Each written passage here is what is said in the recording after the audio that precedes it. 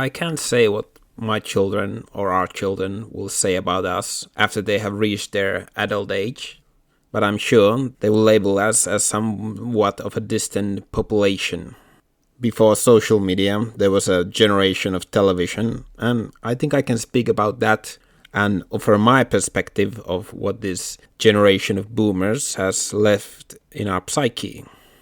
After the Second World War, there was a new road to walk for Finland. The country was not urbanized like the rest of Europe and had lost most of its industrial capacity and best agricultural land to Soviet Union. It did not receive American Marshall Plan for rebuilding, but instead pushed to pay war reparations to the Soviet Union. But like the rest of the post-war world, it received the demographic baby boom when the men returned from the front and produced a lot of children. In the end, Finland also received its economic growth period with the baby boomers, and I would call the boomers the television generation.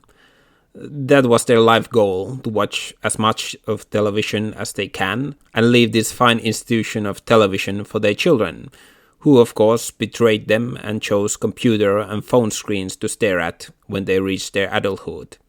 From this television, boomers received the commercial pan-Americano lifestyle and of course subtle anti-American thoughts that were made in America. This anti-American attitude that came from America was much more palatable and well-made than Soviet soft propaganda, which came in greater quantity instead of quality. The neutral citizen of Finland was supposed to walk the middle road. Cold War was great to them.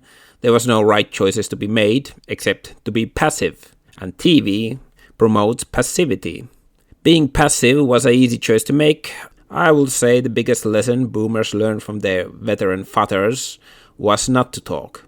Men were traumatized and did not generally speak about the war. They carried this silence of the war trauma for their own children. They never spoke about anything important. They could only replicate what the television told them. Their goals for their children were purely materialistic. They didn't speak about faith. It was crude to speak about your own finances, but faith was even bigger taboo. Of course, you must belong to the church like everyone else, receive the sacraments, but then you become a passive member that does not attend to the church. I think the institution of the army received the same treatment in Finland. Of course you serve in the army like everyone else, but don't expect a conversation about what is a nation exactly. They are awestruck by the modern materialism and can't form any coherent ideology for it. Most of boomers left the education of their children to world of television, which offered to their children exactly the same confused existential signals, but with more sex and violence this time. From their children, they demanded that they ate their dinner plates empty because children in Africa were starving. They learned that from the TV.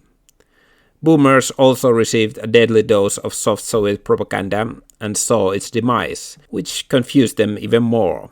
They also had experienced the economic boom and now refuse to accept that economy is declining along the demographics. They think that life continues like it has continued for them.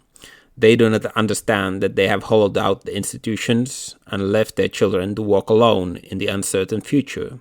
Now, I don't want to rant about boomers or have any vitriol against them. I just feel sad for the boomers.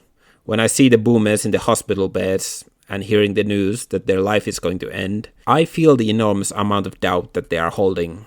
They might showcase for their family that they are content, but I think everyone knows that all is not well. It is not easy or happy death. They do not have belief in afterlife, and they have a lot of words that they have not said to their loved ones. It is sad, but modern medicine can only prolong the inevitable. It can't cure the disease of materialism.